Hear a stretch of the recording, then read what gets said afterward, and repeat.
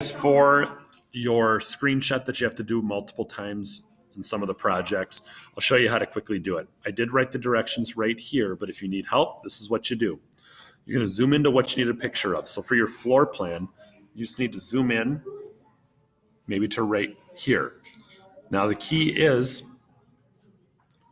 holding Control and then the window change key. On your Chromebook, that should be right above the 6. So Control, window change. When it does that, you'll see a little pop-up show up that says that a screenshot's taken.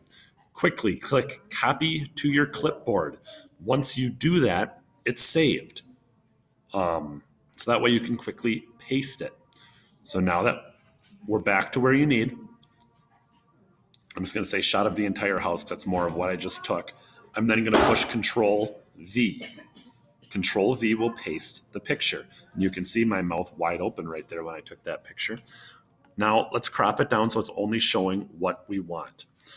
So you click on the picture, and then this button right here is how you crop your image. Grab a hold and drag to where you want the crop taken. Now I don't want my face in that picture anymore, so I'm going to crop it out. Then when I'm done, I click Enter. Now I have my picture. If you have any other questions, make sure you